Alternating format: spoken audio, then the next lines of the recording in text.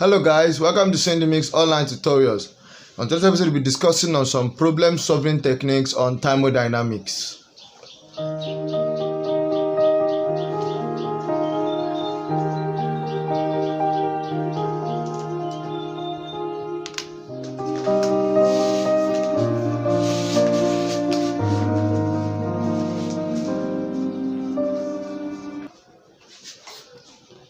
Welcome back. So now in this series of video we'll be discussing on some problem solving techniques in some series, like let me say in the next 5 series of this episode.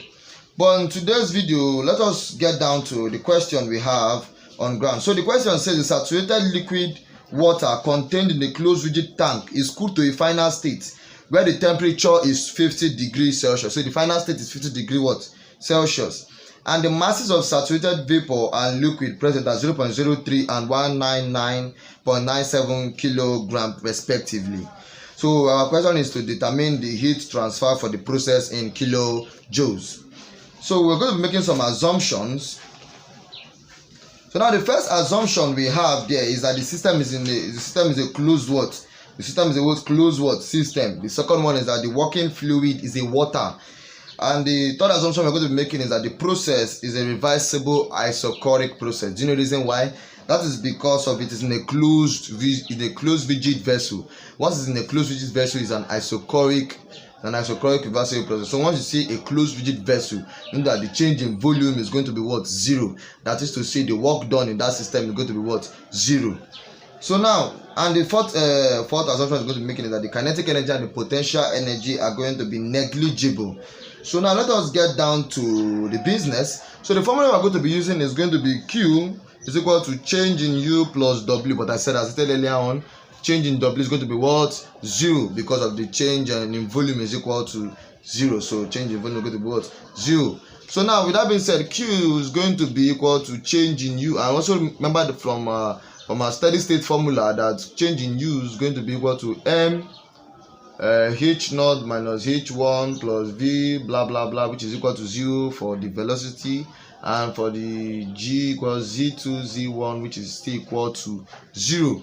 Hope you remember this part. Okay, let me write it down in case if you don't know it very much. So we have V2 squared plus V1 squared multiplied by 2G Z2 Z1. So in this case, this is going to be 0, this is going to be 0, kind of our fourth assumption, which says kinetic energy and potential energy is 0. So, but we also remember that H is equal to U plus what? PV. So once we add that into this, we have M is going to be what? U2 minus U1 plus what? P2V2 minus P1 V1. This equals to 0 because our change in volume is also equals 0. Sorry, multiplied. So in this case, our Q will be equal to change in U, which is equal to M U2 minus what? U1. So that's the formula we're going to be making use of. Let me write it out somewhere. So our Q will be equal to M U2 minus what? U1. So now we need to get our U2 and our what? U1. But we know that from our question we were given only information on the final state, which is U2. We're giving question on the final state, and we also know that for us to get this U2, which is our specific internal energy, we're going to be using this formula, which is equal to U2 is equal to what? UF2 plus X2 equals UG2 minus UF2. That is just because we're giving values for the x2 now, but we need to get this x2, and I will say our x2 is equal to what? Mass of gram over total mf plus mg, which is equal to 0.03 over 1999.97 plus 0.03, which gives us 0.03 over 2000. Now that our x2 amounts to 1.5 times 10 raised to the power minus 5. Let me managing our speed. So our x2 will be equal to 1.5 times 10 raised to the power minus 5. We've gotten that value down. So now we need to get our V2, because it's only our V2 now that can relate us to something on V1, because we know that V2 is equal to what? V1. Remember, isochoric, reversible isochoric process. Because so that's the only thing that can give us any value on this our U1, because it is from this V1 we can get our temperature, which can also link us to U1. So, but also in this case we also use our temperature, final temperature, to link us to some values of the U2 and the V2 also. So let us get our V1 or our V2 first. Now to get our V2, we say our V2, we get it together. So we say our V2 is going to be what? Vf2 plus what? X2 bracket Vg2 minus Vf2. So that is equal to 0.001012 plus x2, which is 1.5 times 10 to the power minus 5 open bracket Vg, which is 12.032 minus 0.001012. If you multiply that and you get that way, your V2 should be 0.001925. And this V2 we've gotten is equal to what? V1. Let us also get our what? U2. Or say our U2 is equal to UF2 plus X2 plus UG2 minus UF2. Our U2 is going to be UF2, which is equal to 209.30. You know how I'm getting this UF2 from our degree, which is 50 degrees.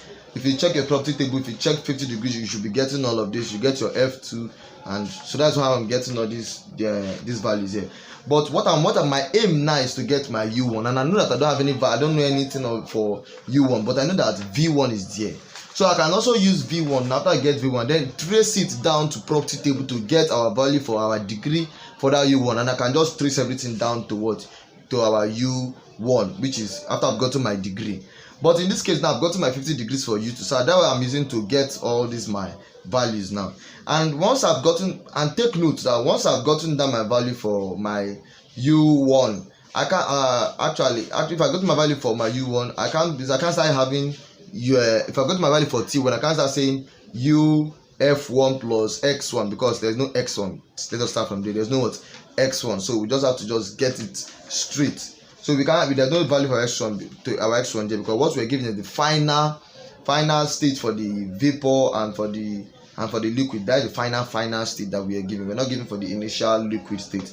So our UF2 plus what? X. The marker is giving problem. So X2, which is 1.5 times 10 to the power 5, UG, which is equal to 2443.5 minus 209.30.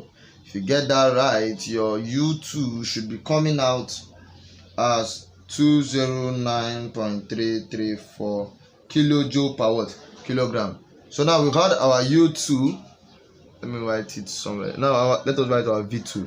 Our V2 is equal to 0.001925, and our U2 is equal to 209.334. This is in kilojoule per kilogram. This is in meter cube per kilogram. Kilojoule per kilogram.